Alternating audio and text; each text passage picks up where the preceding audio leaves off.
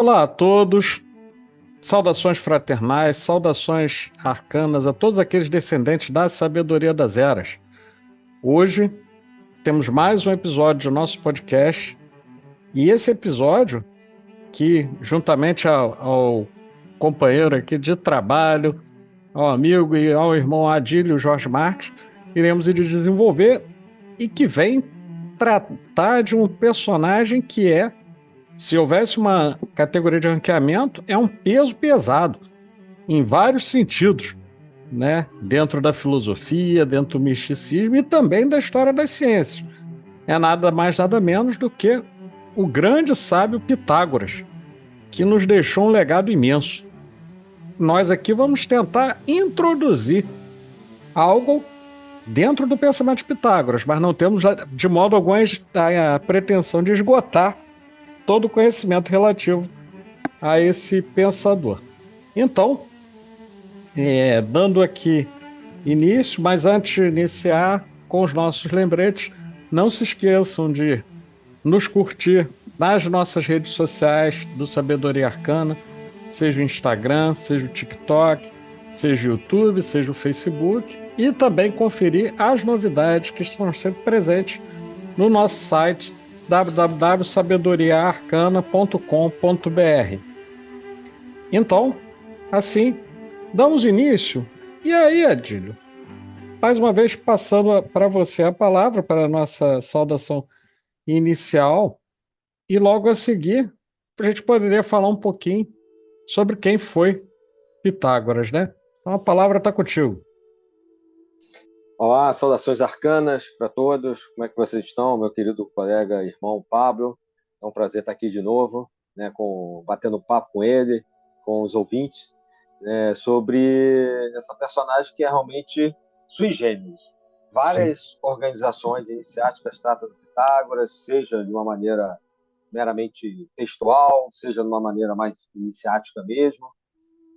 Nós tivemos aí alguns momentos importantes com algumas organizações neopitagóricas fazendo parte, até recentemente na Fudosia, no século XX, uma ordem pitagórica estava ali participando, com o Jean Mallanger. Então, vamos falar aí um pouquinho, como você disse, né? É a introdução da introdução, porque além de demandar uma pesquisa e horas aqui de um podcast, coisa a gente não faz, a gente só instiga a curiosidade.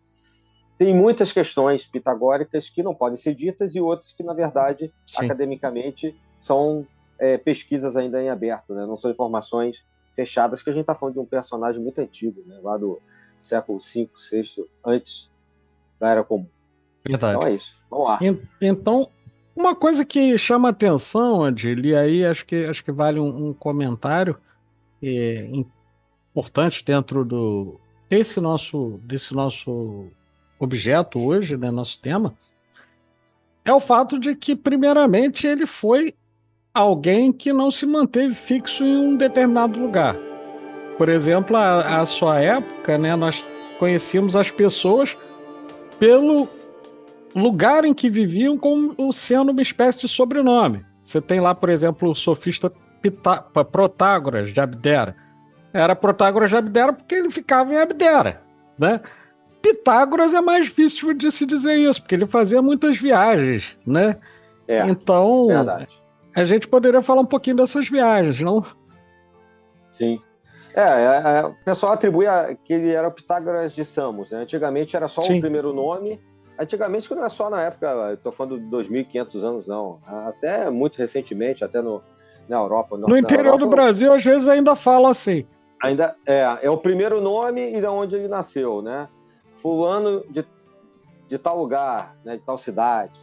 Então, Pitágoras de Samos, ele teria nascido, né, na ilha de Samos, e realmente teria sido, como vários outros pensadores da antiguidade, que era comum, para fazer uma formação que, em média, pelos cronistas de época falam, e não só para os gregos, mas para outras tradições, até dentro do druidismo e outras mais, uma média de 20 anos de viagem, 2 décadas, de 20 a 25 anos. E esses lugares, normalmente, se inclui o Egito. O Egito é base comum. Platão fala do Egito, inclui isso aí o caso de Pitágoras também, outras tradições. Pelo que a gente chama de Grécia hoje, né, e aquelas antigas cidades, né, que compunham ali aquela parte que a gente chama de Grécia, proximidade também com algumas escolas de mestres, que Pitágoras, como em Creta, por exemplo, Sim, né, e mesmo provavelmente mais para o Oriente, né, isso. ou pelo menos Oriente Médio, Oriente Próximo, e eu acredito, pelo menos dá-se a impressão, o que sobrou dos textos pitagóricos, por toda a influência que ele deixou para a posteridade, você vê ali algumas questões de zoroastrismo como influência, né, de Sim, caldeus, sim, né, provavelmente mesopotâmio, sim. influenciadores assim diversos. É. E agora as escolas egípcias são praticamente, eu poderia dizer que é uma grande possibilidade, como aconteceu com vários outros, né, Com Platão, de por ter exemplo. deixado por lá. Sim, Platão menciona diretamente, né, o sacerdote diretamente. lá que o orientou, fala da Atlântida, inclusive, e a Sim. gente acaba aprendendo lá com Platão bastante sobre o que a gente vai considerar o mito da Atlântida depois, até hoje permeia o imaginário, né, aqui do Ocidente, etc., né, e várias É. novelas e tudo mais. É. Então, dentro dessas viagens aí, na volta, é que isso era comum, os mestres viajavam, estudavam com outros mestres, esses professores de escolas, e nessas viagens, que a gente não tem certeza quais são, até Jesus está implicado nessas viagens, Não né? é? Existem várias tradições que falam dele Sim, na Índia, né, no Egito, a sim. própria ida da família, né, da família de Jesus para o Egito seria indicativo dessas viagens e tal, Certo. que também, de uma certa maneira, aconteceu com os filósofos. A vida de Jesus, de alguns filósofos, tem muitas similaridades com a tradição, o mito e etc. Até então, já às vezes, configuração de família, de filhos, se tinha ou não tinha filhos, era casado ou não era. Mas eles viajavam e depois voltavam para fazer a sua escola e sendo os mestres, né, como a Academia de Platão, o Liceu de Aristóteles, né, a escola pitagórica de Pitágoras.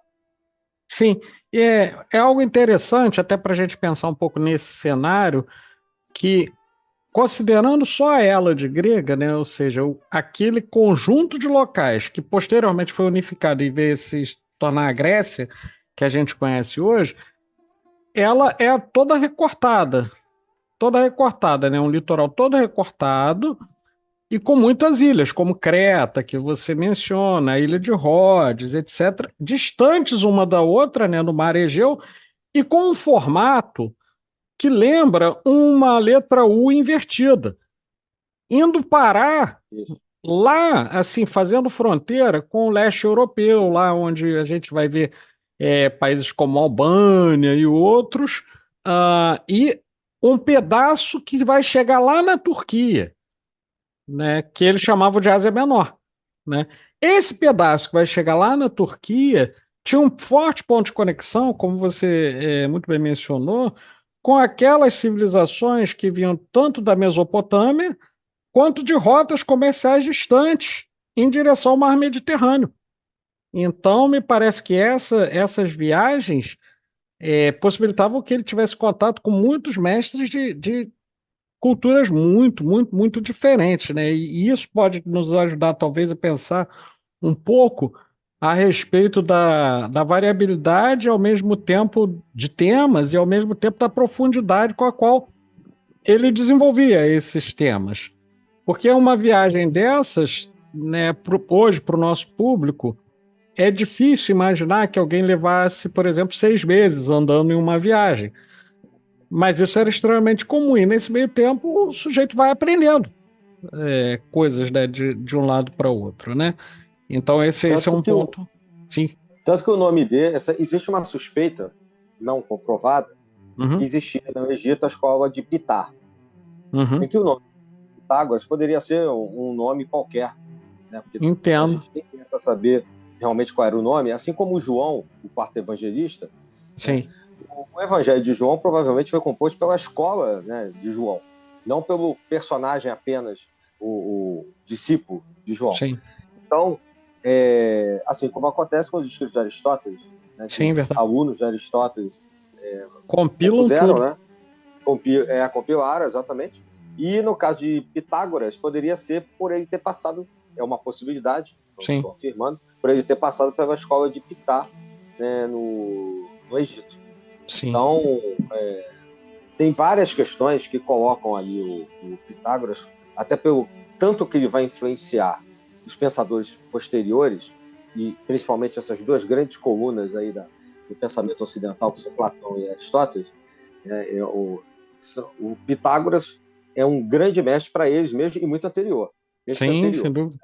Né? Mas o conhecimento que, na época, tinha sobrado mais coisas e que eles tiveram acesso, principalmente no caso do matemático Platão, né? Que no caso do outro era médico, né? Biólogo, do Aristóteles, mas principalmente no caso do Platão foi muito marcante. Muita coisa, né? E aí você falou em colunas, eu não pude deixar de lembrar de certas sociedades iniciáticas que possuem metáforas, né, de colunas e etc., né, que tem forte influência pitagórica, as quais não vou dizer textualmente o nome. Quem sabe, quem tiver ouvido de ouvir que ouça, né? Então, né? E dentro disso, Adílio, eu queria chamar a atenção, a gente está falando de cultura, estou falando um pouquinho, né, daquele momento, né, das influências. Eu queria chamar a atenção para algo que era comum à época que ele vivia, entre os filósofos do seu tempo, que era a busca de uma certa unidade da natureza. Para eles, né, para os gregos, se chamava arqué. Né? Por isso que a gente fala em arquétipo, por exemplo, quando você quer falar, poxa, o arquétipo do militar, né? Você está falando, né, naquela espécie do que Platão chamaria de forma pura, né, da unidade que dá sentido a toda a variação. Então, para tentar explicar esse mundo sem uma física, por exemplo, sem as ciências desenvolvidas de hoje, né, eles recorriam à ideia de que existiria uma unidade primordial. E Pitágoras aí me parece que se diferencia porque ele começa a tentar explicar o mundo a partir de uma unidade primordial que seria diferente de outros, como, por exemplo, a Anaxágoras, que vai partir do princípio que o fogo é a unidade primordial e outros, né? Então, Tales de Mileto com a água. Tales de Mileto com a água, né? E outro, Demócrito com o átomo, né? Então, para ele, algo era diferente, porque ele tentava ver nessa unidade primordial os números, né? Isso me parece algo... E aí, até puxando aí com, né, esse debate, né? Ele vai fazer isso a partir de uma ideia que em grego se chamava tamatamata, ou medida do mundo, é o início, né, que a gente pode chamar, né, de pensamento dele, a busca de uma medida do mundo, né? E a partir daí ele começa a desenvolver a sua doutrina. E aí queria que você falasse um pouquinho sobre essa relação, né, do Pitágoras com os números e a escola que ele chega a criar lá na Grécia. Então, aí o Pitágoras ele acaba tendo seus próprios insights como mestre, assim como os outros deram a sua própria característica, suas escolas.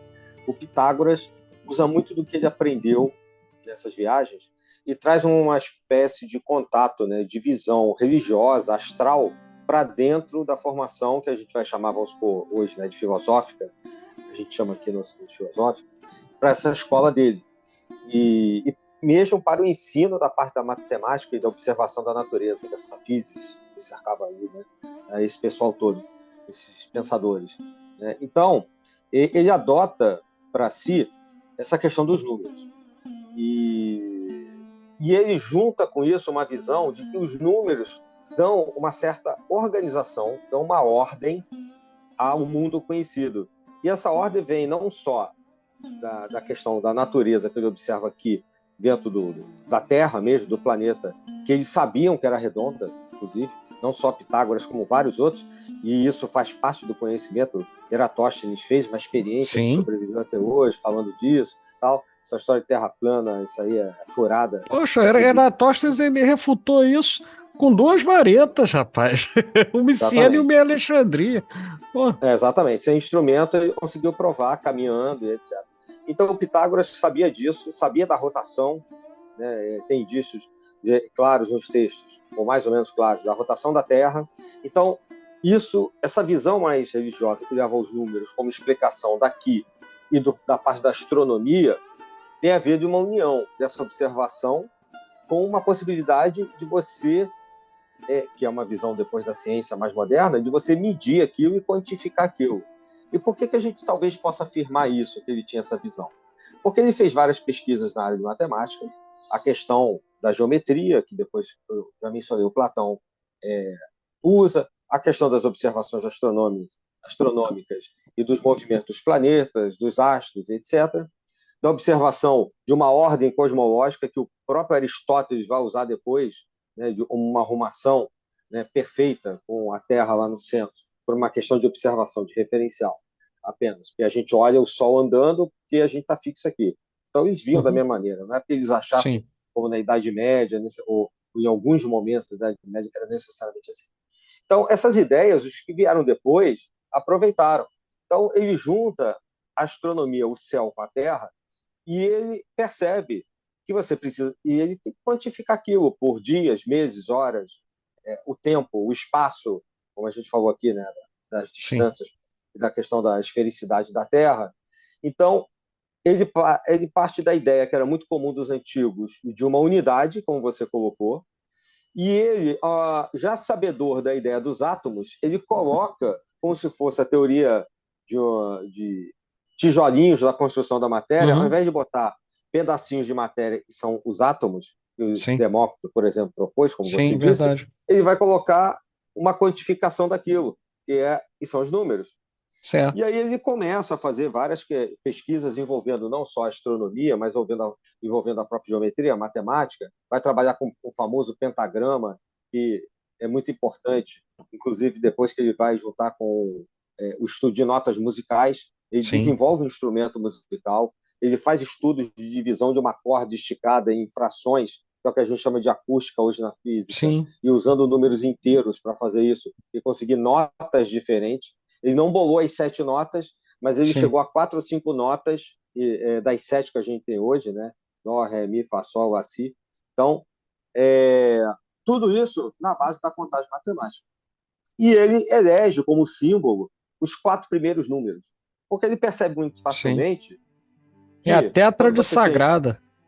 Exatamente, vai virar a sagrada, essa tétrade, que é o 1, o 2, o 3 e o 4. Porque quando você soma 1 com 2, o 2 com 3, o 3 com 4, você obtém o número 10. Isso. E toda a base de contagem, se ela não é hexadecimal para a questão dos ângulos, né, das horas, dos minutos, dos segundos, Sim. como herdado lá do Oriente, ela é decimal, porque é muito mais fácil você fazer a contagem do dia a dia com números decimais. Sem dúvida. E você tem do 1 ao 10 a base de todo o conjunto do infinito. E depois o 11 é 10 mais 1. Sim. O 101 é 100 mais 1. Né? Sim. O 1008 é 1000 mais 8. Então, toda a contagem que vem num conjunto possível de infinitos, pelo menos nos infinitos positivos, né, no caso da matemática, são em cima desses inteiros que ele trabalhava e da repetição dessa década inicial, que é obtida pelos 4 primeiros números. Então, os 4 primeiros se tornam sagrados. E acaba que isso ainda é repetido por várias escolas hoje, né? Porque várias escolas vão ensinar que o número 3 é o número sagrado e você precisa do 4 como o início do próximo triângulo. Então, você faz, né, a dualidade, a resolução de uma dúvida da dualidade é o terceiro ponto do triângulo. Sim. E para você começar uma nova ação, vem um quarto ponto, que é o primeiro ponto do próximo triângulo. Né? Sim, e aí, toda a natureza, tudo se constrói. Né? Então, é a matemática que está aí. É a matemática, assim. E aí, eu queria fazer 2 associações rápidas, né? E que não podia deixar de mencionar. Por exemplo, quando a gente vai falar do tarô, e a gente está falando dos arcanos menores, isso se torna muito claro. Por quê? Porque a gente tem a primeira resolução até o arcano 3. Quando entra no arcano 4, já está abrindo pro segundo triângulo, né? Que vai 5, 6 e 7, né? Aí você tem lá no final o último que encerra com o 10. Da mesma maneira, mas com uma analogia diferente e invertida, tá? É uma analogia, não é literal. A gente pode pensar um pouquinho no Coruscar do Relâmpago, né, da descida na Cabalá, da descida da luz, tá? Sim. De Até certo modo. Malkuth. Exatamente, né? Vindo, né? E fazendo o Coruscado Relâmpago, porque faz o raio mesmo, né? Vai do 1 pro 2 pro 3. Opa, tô falando demais, mas é isso, né? Faz o raiozinho, né? E de certo modo, É, a gente, né? A gente vai chegando por aí. ah, não posso deixar de associar, ainda que eu não possa ver o Pitágoras como necessariamente um operador do tarô ou um cabalista, né? Há uma não. associação forte, né, sem dúvida alguma, entre o conhecimento. Talvez até por terem vindo esses conhecimentos da mesma fonte, talvez, né? Eu acho que ele é mais um numerologista Sim, que ele associa com a natureza do que um tarólogo, né? Tudo que vai vir depois, obviamente, muito baseado nesse misticismo matemático da escola pitagórica, né? O Tarô dos Boêmios, que é um livro do Papos, sim, tem bastante bem explicado, muito. além do seu livro, né, que você está lançando, Sim, sim, tem bastante bem, vocês explicam muito bem, tanto o Papos quanto você, essa questão da associação dos arcanos maiores e dessa sucessão numérica, sim, que é um princípio pitagórico, de uma certa verdade. forma. Lembrando também que o famoso triângulo de Pitágoras que a gente aprende na escola não foi o Aham. Pitágoras que inventou. Né? É, Ele aprendeu isso nessas viagens, já que a gente falou das viagens, a gente não pode perder é essa verdade, não pode perder isso de isso vista, para não. trás. O triângulo pitagórico, né, lá, que a hipotenusa ao quadrado é igual à soma dos quadrados dos catetos, A ao né, quadrado é igual a que a B ao gente quadrado, aprende mas C ao quadrado. isso. Então, o lado maior ao quadrado é igual à soma dos dois lados menores, lá daquele Isso. triângulo retângulo pitagórico que a gente fica fazendo um monte de coisa no ensino Aham, fundamental, também usa no ensino médio, até na sim, física e tudo. Não foi o Pitágoras que inventou, apesar de conhecermos aqui no Ocidente como triângulo pitagórico, né? é, A fórmula de Pitágoras. Isso ele aprendeu e no Oriente, numa dessas viagens, existe uma tabuleta já descoberta arqueológica que mostra um estudo de ternários, né? Porque na sim, verdade o triângulo pitagórico, o lado menor é 3, o lado um pouco maior é 4 e o lado maior de todos é o 5. Tá? isso, Então você vai ver que se 3 ao quadrado mais 4 ao quadrado é igual a 5 ao quadrado, que é 25. sim, Esse estudo, não geométrico, mas em forma de ternas ou ternários, já existia muito antes de Pitágoras. Então ele aprende numa dessas viagens, né, e leva como uma das fontes matemáticas de inspiração para essa religião astral, vamos dizer assim, que ele tinha, essa sim, doutrina esotérica que ele coloca dentro da escola dele, ele pega também essa questão da formulação dos ternários, né, que, como a gente disse, 3 pontos formam um triângulo, sim. e acaba virando essa questão de 3 pontos, que a gente vê em várias Oh, organizações, verdade. como uma inspiração que vem desde lá de trás. Assim como várias outras figuras geométricas são usadas até Sim. hoje como símbolos, né, Não, sem dúvida. budistas, Dentro pentagramas. disso, uma das fontes, né, que a gente vai ter, e isso eu tive a oportunidade de ver, se referindo a algo similar, né, a essas proporções 3, 4 e 5, né, no ternário, ela vem lá da antiga Caldeia. Ela É, vem lá da antiga Caldeia, porque apesar de usar um sistema de numeração hexadecimal, por vezes, né, eles usavam outras maneiras de sim, fazer construção geométrica. E aí era a anotação da construção da Estela de Elam, que era uma cidade que ficava mais ou menos ao leste do Iraque. A Estela de Elam tinha uma anotação geométrica usando um ternário com proporção 3, 4 e exato. 5 para fazer a base, porque era uma base É isso piramidal, aí. né? E, enfim, é interessante, isso remonta mais uma vez o que a gente estava falando desde o início, sobre o fato do pensamento pitagórico ter uma característica quase que cosmopolita à sua época, se a gente É. considerar, né? À sua época, Mesmo tipo, hoje, você vai sim, ver quantas coisas a gente está falando aqui que quem for de alguma organização vai aham, identificar, a gente sim, não está pontuando quais são, vai identificar muitas coisas aqui. Se a gente for olhar o brasão da República do Brasil, é um uhum, pentagrama que está ali é, inscrito. sim, Por sim, quê?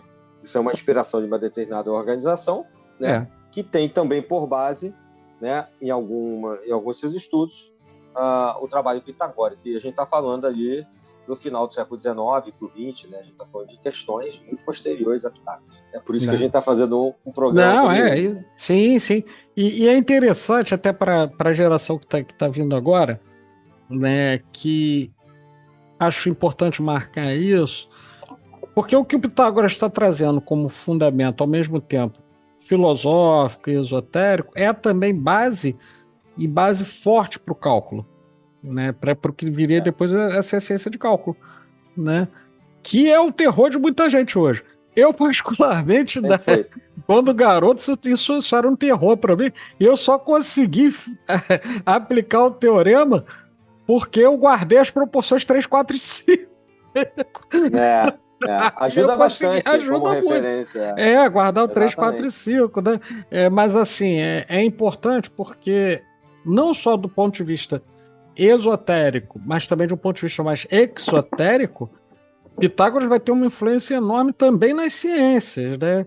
E aí talvez você possa até falar um pouco mais a esse respeito, porque você é um cara da filosofia e história da ciência, né? Me parece que tem uma influência muito grande, não? O pensamento pitagórico. Esse pensamento que tenta mesmo e muito lá atrás, uma matematização, mesmo misturada com outros conceitos, talvez religiosos e tal, da natureza, da ciência, é algo que depois a Revolução Científica com Galileu ou de Galileu em diante vai fazer. O que o Galileu vai dizer? Que a matemática é a linguagem da natureza. Assim como a gente fala português aqui, no outro país fala francês, inglês, qual é a linguagem da física, da natureza, né? Física que dá origem à física. Seria a matemática. Né? E é uma revolução, porque ao invés de você ficar só teorizando sobre alguma coisa que você vai ver na física, o Galileu ele propõe, né, uma descrição fora daquela questão tomista da Idade Média da observação dos astros, da astronomia, e vai propor uma matematização, uma quantificação dos fenômenos, dos movimentos, da queda dos corpos, da mecânica, né, que o Newton vai levar, e o Leibniz, em termos matemáticos, e o Newton, em termos físicos e matemáticos, a um aprofundamento que muda completamente, né, a partir ali do século XVII, a cara das ciências. Tanto é que essa revolução do Galileu, e tem muito de pitagórica, ela é tão importante que o Newton vai dizer, ele só enxergou longe, já famoso, né? O Isaac Newton já famoso. Ele só enxergou longe que ele subiu em ombros de gigantes, que foram esses, como Galileu, que ele menciona diretamente, e anteriores, que matematizaram a própria visão de mundo. E um outro exemplo que é importante é o Kepler. A teoria das órbitas e as leis de Kepler, né? O Kepler, na primeira edição da obra dele sobre a questão das órbitas elípticas dos corpos celestes e suas excentricidades, o que faz com que mude muito a visão de astronomia e resolve vários problemas, porque as órbitas eram consideradas circulares e perfeitas, porque o mundo astronômico deveria ser perfeito, já que criado por uma divindade, que é uma ideia pitagórica também, tudo isso. Mas o Kepler, ele quebra isso, mas ele coloca uma homenagem, que depois foi retirada em outras edições, né, falando que aquilo ali era um reflexo da harmonia das esferas. Essa questão de que as esferas, as órbitas dos planetas, né, planeta em grego antigo quer dizer errante, né, aqueles que erram, que andam, que as estrelas são fixas. Né? Só a gente vê que as estrelas não mudam de lugar, mas os planetas mudam. Né, e alguns com uma velocidade muito grande. Muito grande. Isso é usado na astrologia, da onde nasce a astronomia, né, e que o Pitágoras também trabalhava e foi indo até o século XVI, XVII da nossa era. E aí o Kepler vai falar que é uma homenagem à música das esferas. Essa harmonia, essa música das esferas é um termo pitagórico que o Pitágoras via nessa harmonia matemática dos mundos, assim como ele desenvolveu uma música e um instrumento musical a partir de estudos de números inteiros que dividem uma corda, ele acha que o Criador, que Deus, também tinha uma música para cada orbe perfeito que era visível no céu. Então, toda a astronomia ela só era perfeita porque existia uma alma universal que também era perfeita. Logo, toda a criação, para ser perfeita, tinha que ter sido feita por uma divindade, por um Deus. Né? E isso teria que refletir uma harmonia celestial, uma harmonia que permeasse a tudo. que está um pouco misturado com aquela ideia de éter, uma quinta essência, Sim. que tem no pentagrama pitagórico o seu símbolo também, né? Um quinto elemento, que tem 5 pontas. Sim. Uma quinta essência que a tudo permeia, né? E que dá uma harmonia para que os planetas não batam entre si, eles nunca saem das suas órbitas, todos andam perfeitinhos. Lembrando que hoje a gente consegue enxergar até os limites, até confins quase do universo. Sim. Mas naquela época era o universo visível. Sim, verdade. Então, só se conheciam 7 planetas, sendo que desses 7, o Sol e a Lua eram considerados planetas, porque como você está parado aqui e o Sol e a Lua andam em relação a mim, que sou um referencial fixo, então eles eram errantes. Repito, eles sabiam que a Terra não era o centro do universo, mas se você se coloca naquele referencial naquele momento, serve para explicar. Isso. Tanto que em matéria de astrologia, né, boa parte dos mapas e dos sistemas de previsão consideram um ponto de vista geocêntrico, ou seja, a Terra como centro, mesmo a gente sabendo que do ponto de vista astronômico ela não é o centro do universo, né? Sim, exatamente. É interessante isso. Já que a gente está mencionando, Adílio, essas questões que vão de algum modo bater nas ciências ocultas, vão bater de algum modo, né, dentro diria, de doutrinas, né, mais metafísicas, etc. Queria que você comentasse um pouco dos aspectos esotéricos, aqueles que podem ser falados, evidentemente, né, para a gente não ferir o sigilo de nenhuma organização, da escola pitagórica, né? Tinha algum símbolo, alguma coisa especial que a gente pudesse comentar? Pois é, e existem, isso aí a gente não tem tantas certezas, né? A gente acha que, baseado no que sobrou, somente depois de várias bibliotecas terem sido queimadas, muita coisa desses pré-socráticos, ou seja, os pensadores anteriores a Sócrates, muita coisa deles não sobrou. A não ser os fragmentos, né, como a gente fala, as toxas, né, muitas das vezes. Bom, símbolos matemáticos parece que eram usados como formas de se relacionar essa linguagem da natureza com a própria divindade. O pentagrama é um desses símbolos, né? A tetractes, simbolizados por traços ou pontos, um tracinho, 2 tracinhos, 3 e 4. Né? Aquela soma a gente falou. Seria uma outra forma também. A música era encarada pelos pitagóricos como algo sagrado, celestial, porque era responsável, desde que a harmônica, não uma coisa cacofônica, né? Mas uma coisa harmônica, que deveria ser símbolo menor, né? Uma espécie de reflexo do macrocosmos.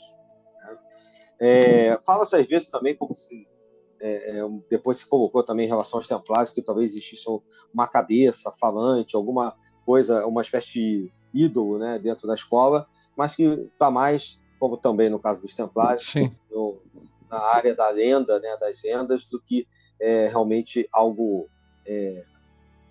pode ser comprovado. A questão da transmigração das almas, dessa questão de outras vidas, isso foi adotado, me parece, pela escola pitagórica.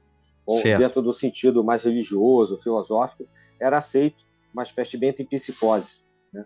Não só você reencarnar necessariamente como homem, você era humano e voltar como humano, mas também poder voltar, né, dependendo de alguma situação. Como animal, às vezes. Como animais e tal. Como, por exemplo, em algumas religiões do Oriente. Isso que eu ia comentar. Isso tem muita similaridade com o hinduísmo, por exemplo. Né? Exatamente. Algumas religiões também mais ligadas ao budismo também têm, né, essa tradição. Então, ele adotava isso tanto que na escola pitagórica você não podia comer determinados grãos e não podia comer também carnes. Então, parece que a questão do vegetarianismo, justamente de não matar outras formas de vida, ao que parece era adotado. Assim como você não podia comer feijões, por exemplo, tudo que causasse muito enfastiamento, flatulência, essas coisas todas eram proibidas. Né? Porque o pneuma, o sopro, tem a ver, né, com a alma. Então, eram coisas que faziam mal à sua alma, né, à sua alimentação. Então, na verdade, toda a questão de estilo de vida, a crença no plano astral, num plano não físico, que é um mundo dividido, né, como aquela linha de 2 mundos do Platão, que o Platão também vai adotar, perfeito. Mundo sensível e o mundo suprassensível.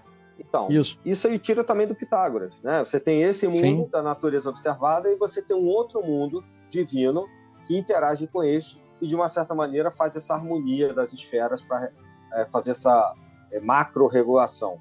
Né? Então, tem uma espécie de religião astral dentro da religiosidade ou dentro do misticismo da escola pitagórica. E, obviamente, o uso de vários símbolos, juntando esse misticismo com a geometria, faz com que triângulos e provavelmente formas geométricas fossem adotadas. Algo que Platão também vai fazer. Sim. Platão, quando foi criar os sólidos platônicos, são poliedros regulares, ou seja, sim, múltiplas formas, né, poliedros, que vão ser os átomos do Platão, né? Aqueles sim, verdade. Poliedros. Inclusive cada um com isso. Elemento. E acho até que em algum momento a gente vai precisar fazer um podcast sobre Platão e neoplatonismo. Né? Acho até que em algum momento a gente vai precisar fazer. É uma boa ideia. Mas assim, já falando um pouquinho, porque tem uma relação direta, né, desses grandes filósofos, Platão vai trazer em 2 diálogos que são importantes para nós. Um é o Mênon e o outro é o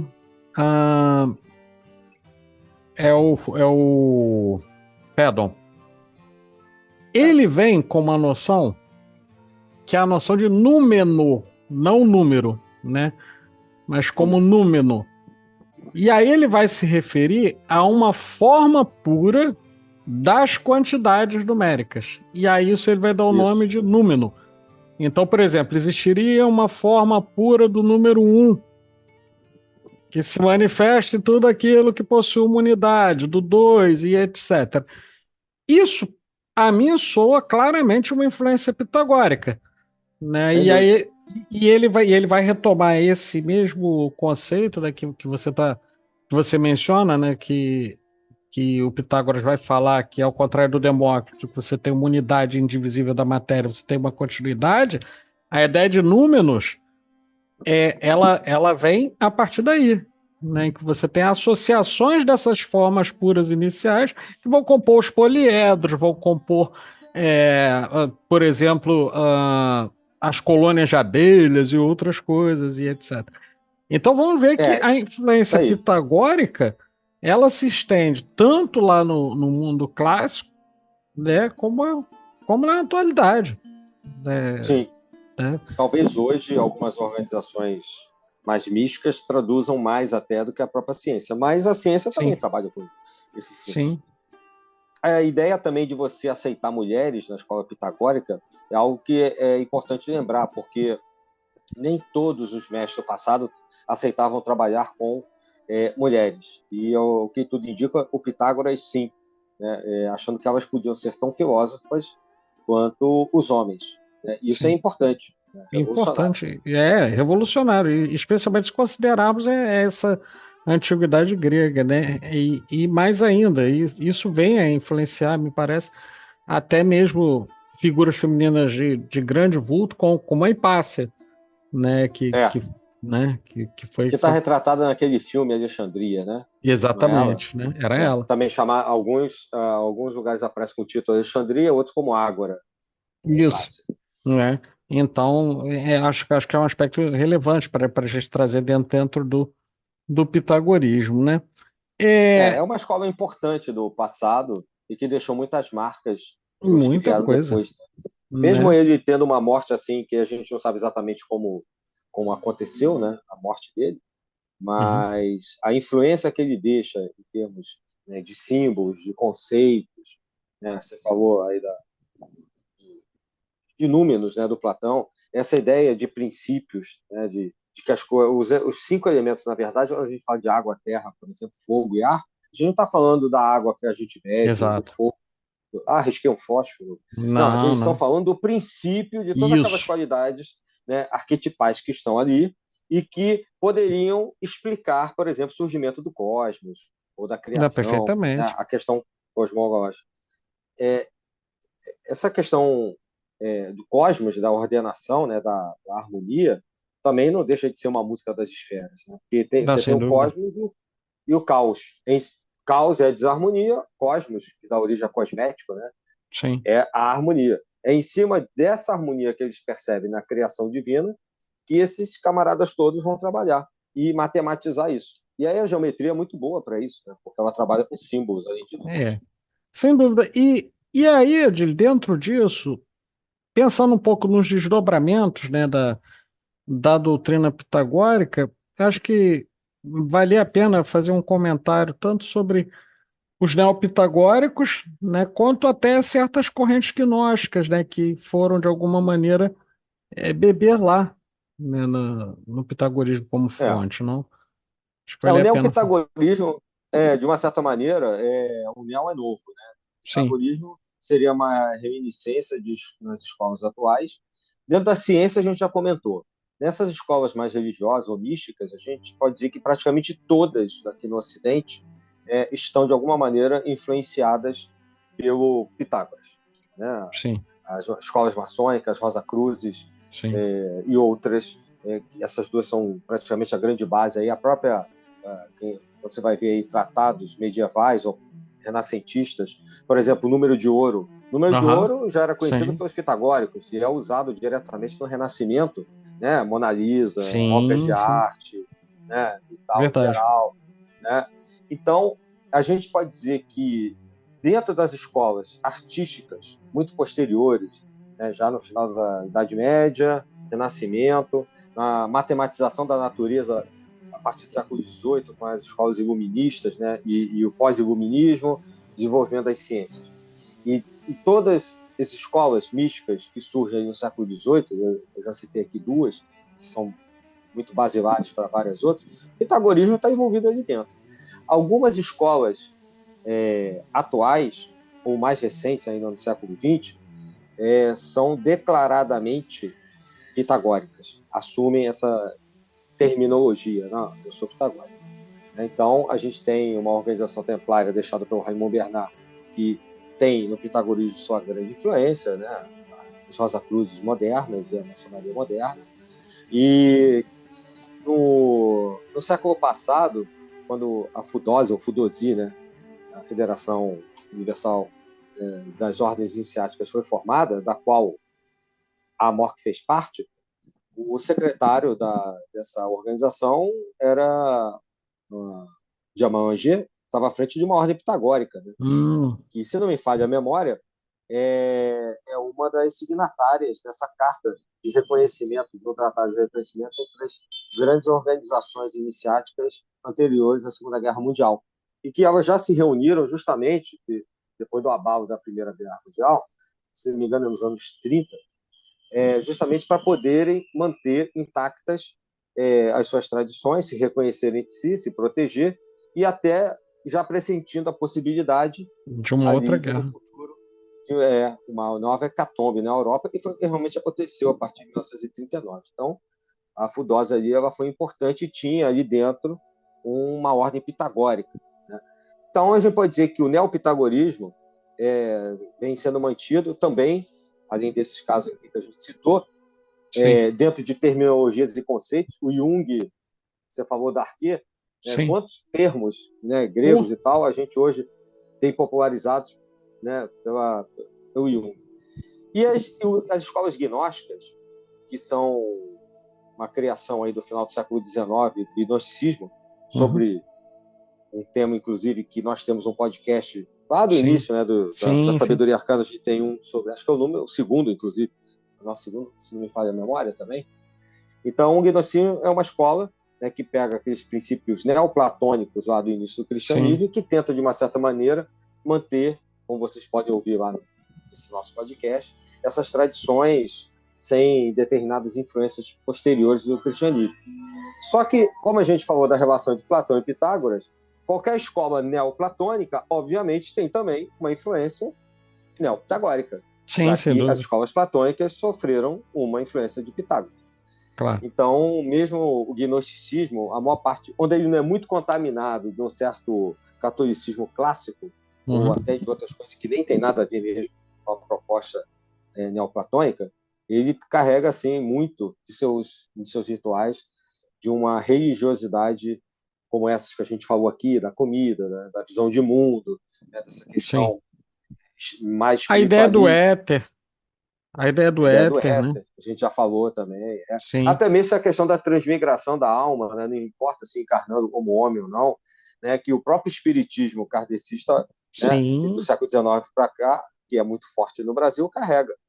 é, E temos aí algo muito anterior, né, à era cristã, inclusive. verdade. E dentro disso, eu queria lembrar lá daquelas doutrinas gnósticas dos primeiros séculos, né, da era cristã, um personagem que me parece ter sido muito influenciado, que foi Apolônio de Tiana, né, ter É, sido muito influenciado pelas muito doutrinas pitagóricas, né, em pitagórica. especial as ideias de pneuma, éter e de harmonia das esferas, né, me É, parecem muito presentes é, ali.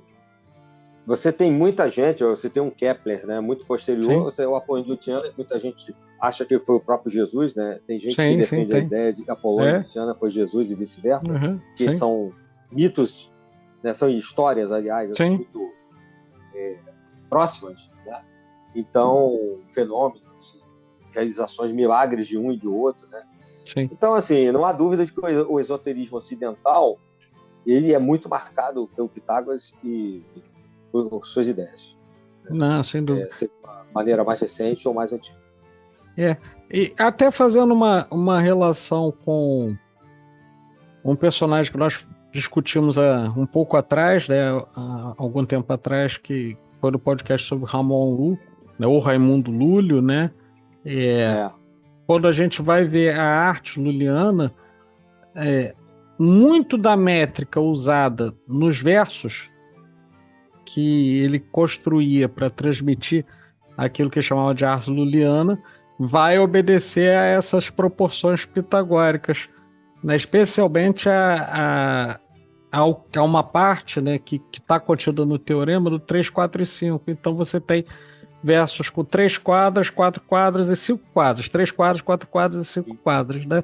Uh, eu vi, e aí eu não saberia dizer agora de onde eu vi, mas eu sei lembrar só um aspecto que é interessante, que tem a ver com o teorema e as proporções.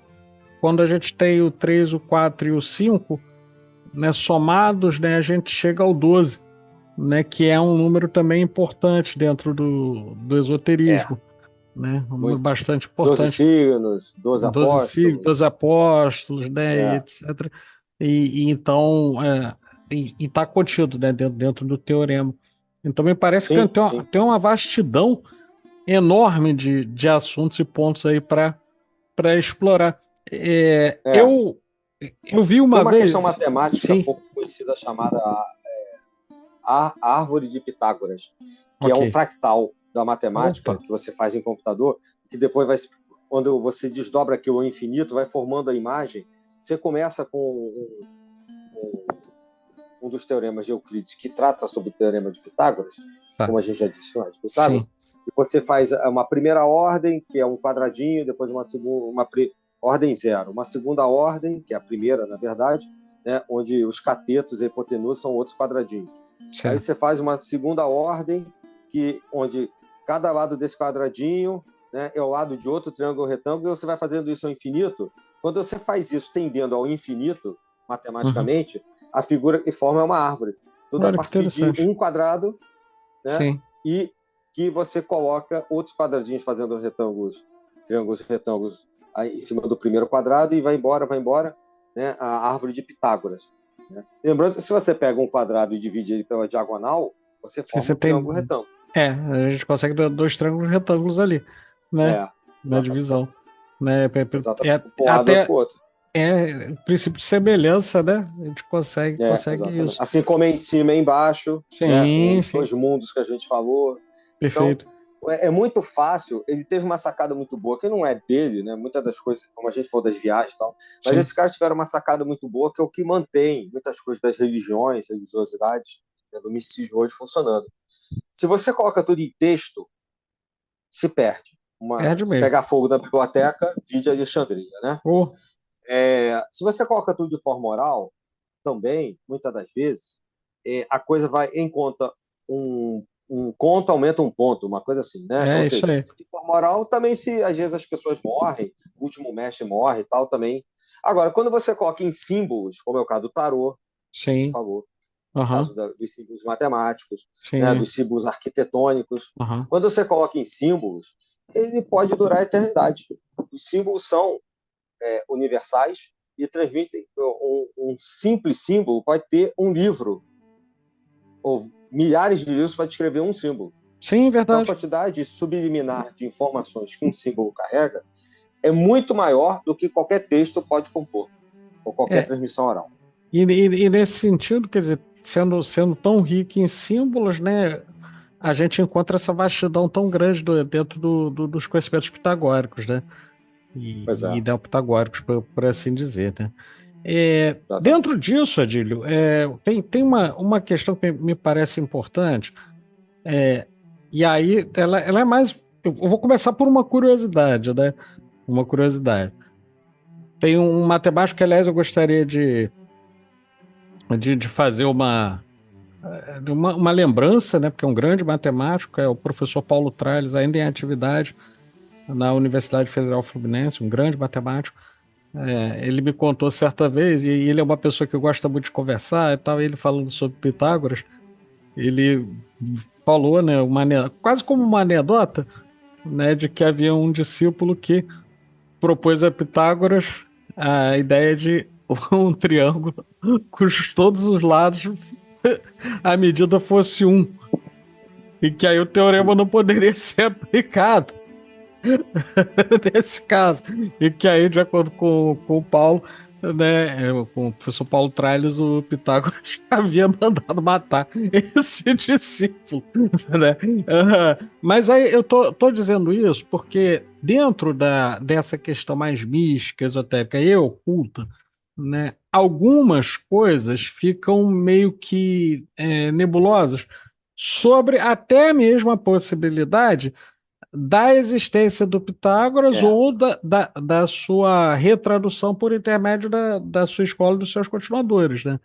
Então é exato. bom deixar isso bem marcado, porque para o nosso público que está chegando agora, eu diria que a importância está naqueles conhecimentos que vêm, porque a gente não tem hoje como identificar o que foi obra direta, de autoria direta do É, Pitágoras, né?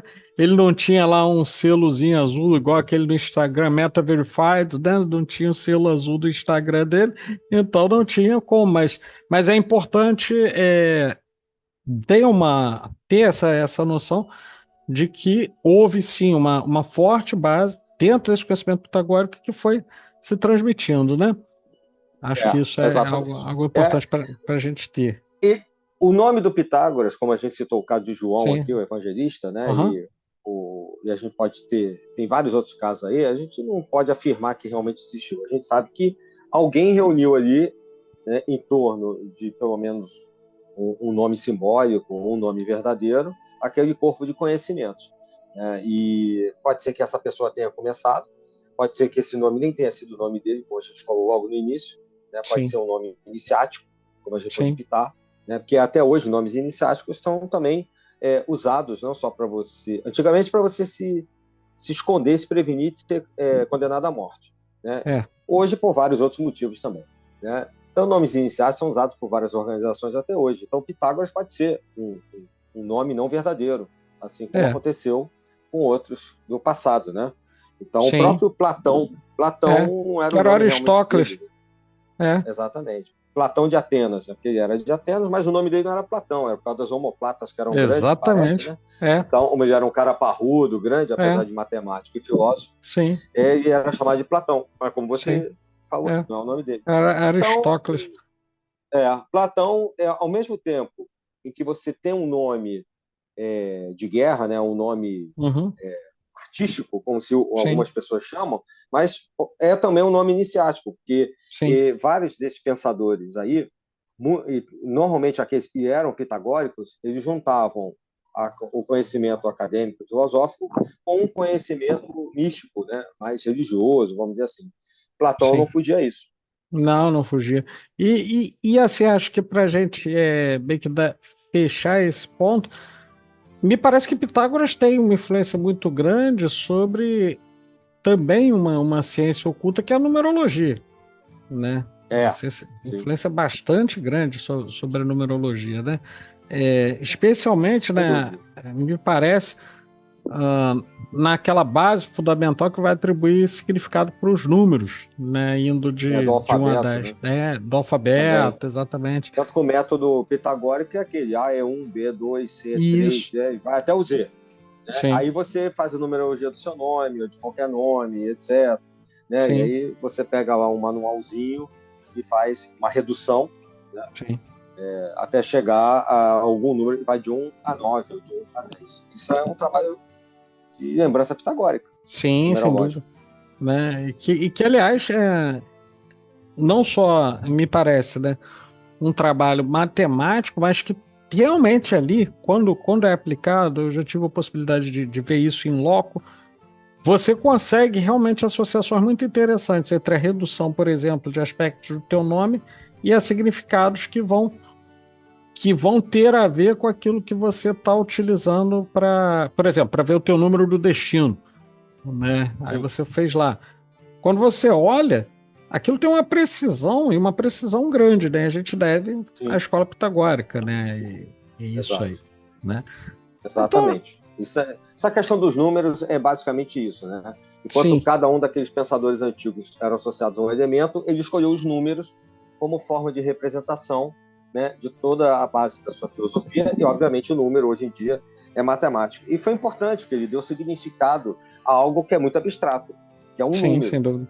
Né? Algo que para nós é muito comum contar as coisas, mas esse processo intelectual, mental de contar, de dar quantidade a coisas que têm qualidade, é algo que foi um processo importante para um salto de conhecimento muito da própria humanidade e da estruturação daquilo que a gente chama de astronomia, da própria matemática, da economia, ciências, da economia, por exemplo, né? Depois, exatamente. O uso do dinheiro é muito relacionado a essa questão de uma matematização, né, do mundo comercial, das trocas. Né? O câmbio é substituído por uma troca monetária e aquela quantidade ali passa a ter um valor que às vezes extrapola o valor da própria coisa, né? O ouro, a prata, né? O diamante. É verdade. E por incrível que pareça, existem proporções entre esses elementos de valor. Isso aí eu estou vendo, isso aí eu vi a partir da palestra de um economista que ele dirige o departamento de economia da UF. Né? Ele dizendo, por exemplo, que ao longo do tempo, toda vez que você manteve uma certa estabilidade monetária, havia uma proporção de 16 medidas de prata para uma medida de ouro, e aí você tinha mais ou menos estabilizado o mercado. Quando você tinha uma desregulação dessa proporção, você tinha desvalorização de moeda ou escassez de moeda, né?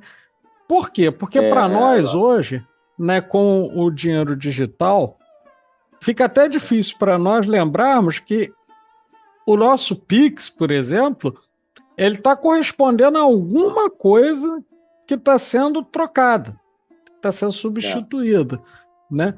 Não estou nem falando de criptomoeda, não, porque aí complica mais ainda o raciocínio, né? Porque criptomoeda você vai ter que falar de unidade de transmissão de conhecimento em terabyte, né? Mas tudo isso que eu estou chamando a atenção tem a ver com grandezas, e essas grandezas não são materiais, mas são possíveis de ser matematizadas, ainda que você não as possa ver.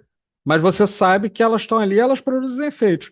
Né? A economia mostra isso. Né? E olha quanto tempo depois que isso foi ser aplicado.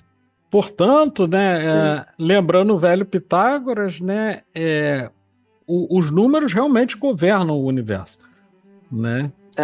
Governa a nossa mente. Essa parte abstrata matemática governa a nossa vida. Seja por intermédio da economia, né, do seu trabalho, de algo que você trabalha. Muito. A tecnologia toda hoje ela tem um fundo matemático também. Sim. Tira um zero do teu salário para ver uma coisa. É melhor colocar um zero do melhor lado, colocar, né? É melhor colocar, porque mas imagina. Que seja do lado direito, de exatamente, do lado direito, exatamente. Pô, tira um zero para ver, né? Então e aí Nessas horas a gente percebe, né, que realmente esse conhecimento pitagórico, né, e essa primazia dos números como uma espécie de unidade fundamental realmente encontrou fundamento e até hoje encontra, né, um fundamento bastante enraizado nas sociedades modernas. A questão do zero, né? O que não era adotado, né, Sim. no Ocidente e que parece que foi tirado da Índia, até por um templo Uhum. dos milhões, né, de cultos que existem, que a gente chama de Índia, né, do culto ao zero. O zero revoluciona toda essa questão, Totalmente. né? Porque um conjunto, por exemplo, com o número zero, um conjunto matemático, é diferente de um conjunto vazio ou de um É. conjunto que não existe. Sim, sem São dúvida. três conceitos: não existir, estar vazio e ter um elemento que é o zero, que quando associado com outro elemento, né, dá um significado a ele. Tanto que a gente falou, colocar o zero à direita, o zero à esquerda. Sim. Né? Quando alguém quer Aham. falar de alguém de maneira pejorativa, esse A cara é o faca é zero o à zero à esquerda, né?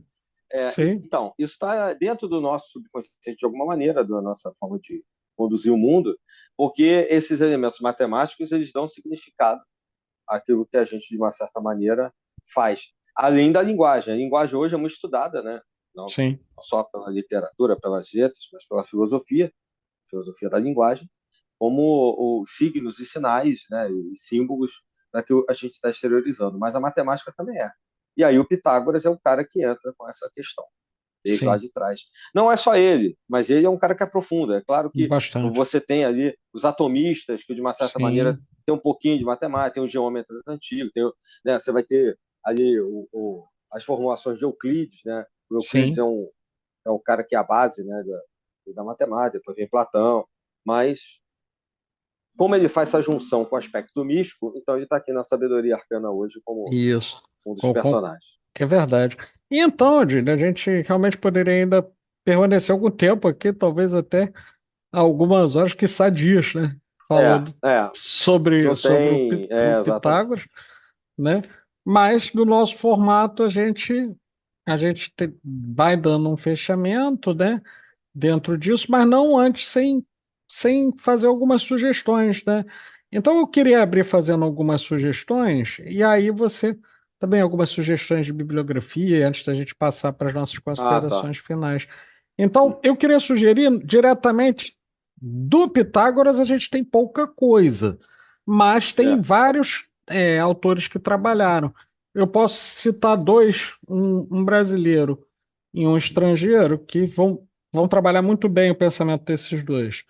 Do brasileiro, o livro Introdução à Filosofia, do Danilo Marcondes, me parece muito bom, porque ele vai trazer Pitágoras dentro do seu contexto e, ao mesmo tempo, sem perder de vista aspectos que vão ligá-lo ainda a nós hoje. E um outro, que esse é estrangeiro, é o Bertrand Russell com a História da Filosofia, que ele vai ter um capítulo dedicado ao Pitágoras, que eu acho muito bom, sem contar quais são os pensadores, né? O Pitágoras vai estar contido ali também. E Sim. aí, sugestões suas? Esse do Daniel Marcondes, eu acho que ele também ele tem como um dos títulos Iniciação à História da Filosofia. Né? Isso, sim, sim. Iniciação. Sim, Eu sim. queria dar. Ah, sim, desculpa. Não, é isso mesmo. Só É, concordei mesmo. e, tem essa dos pensadores que você falou, que eu também reforço, né? Toda aquela parte dos pré-socráticos da coleção dos pensadores, fugindo um pouco dessa questão mais filosófica. Ok. Tem esse aqui, a religião astral dos pitagóricos, né? Ah, Não sei se sim. vai dar para ver, Aham. da coleção Ibrasa. É Li até um livro Roger. fino, da Edições Ibrasa, Louis Rouget, coleção Gnose, né? A gente até falou do gnosticismo. Sim. Então, fala bastante dessa parte que não só da filosofia, mas junta a filosofia com essa parte que tem mais a ver com o nosso canal aqui. E eu lembrei agora, você falando aí do Marcondes, tem uma coleção pequenininha, eu não sei se ainda existe, da Jorge Zarra Editores, que é Pitágoras em 90 minutos, que é um livro Ah, sim. pequenininho, tipo um livro de bolso. Aí tem vários, tem Newton em Tem 90 Kant em minutos, 90 minutos, tem Kant em vários. 90, e tem Pitágoras em 90 minutos. Ah, vale a E esses pena. livros, vale a pena, é uma introdução boa, esse aqui de mais a ver com esses assuntos que você falou Uhum. mais aprofundados, assim, mas que colocam, né, toda essa questão da numerologia, da música, da Sim. matemática, né, da filosofia, da parte mística, né, de todas essas contribuições, mesmo numéricas, né, a questão dos Uhum. triângulos, dos símbolos, né, da importância que ele dava a determinados tipos de números, né, por exemplo, os números perfeitos, o Sim. horror, por exemplo, que ele tinha aos números não inteiros, né, Uhum. aos racionais, por exemplo, números com raízes, né, uma Sim. diagonal do quadrado que é a raiz de 2, porque Sim. não se resolve como um número inteiro. Verdade. Então, esses livrinhos explicam sem equação nenhuma, sem matemática nenhuma. Acho que são boas indicações. Sim, vale a pena. Então, acho que vou então fazer as minhas considerações finais, encerramento. Te convido a fazer o mesmo, né? Então, eu queria mais uma vez agradecer a nossa audiência, ao nosso público, que tende a se ampliar, né? Se ampliar, porque nós estamos aí com um reforço em nossas redes sociais, estamos fazendo o possível para atingir o público, né? Nós não temos nem a ambição de nos colocarmos como detentores do que há de mais avançado dentro desses conhecimentos, mas fazemos um trabalho de divulgação dos temas que vêm à nossa pauta de maneira a aguçar em quem estiver nos escutando, né, a vontade de ir atrás e entender mais um pouco dessa sabedoria das eras que nos precede. Então, fico aqui me despedindo, desejando a todos, né, nossas mais fraternais saudações, as saudações arcanas, e lembrando mais uma vez para que não se esqueçam de olhar as nossas redes sociais de Sabedoria Arcana, TikTok, Facebook, Instagram e no nosso site www.sabedoriaarcana.com.br. Então, agora é contigo, Adílio. Além dos nossos livros também, né, que estão lá com o seu Sim, editorial, né, lá isso. na plataforma do Clube de Autores. Bom, é só agradecer mesmo a oportunidade e, mais uma vez, a todos aqueles que apoiam o nosso trabalho. Vou mandar um abraço aqui para o meu querido Carlos Pitts, que é um grande frater, um irmão nosso, né, Sim, lá da Loja Rio de Janeiro, e que está sempre com a gente apoiando. Obrigado, Carlos. Obrigado a todos os ouvintes que estão sempre mandando sugestões de melhoras, né, técnicas, de temas também. E é isso. Vamos tocando para frente e obrigado a todos e seguindo, né, que o seguindo mundo assim. possa sair dessas condições aí, infelizmente, a gente tem visto, né, como no Rio Grande do Sul e em outros lugares, né, que as coisas possam se arrumar. Bom, Isso com aí. isso eu deixo minhas saudações arcanas. Até a próxima. Saudações arcanas. Até a próxima.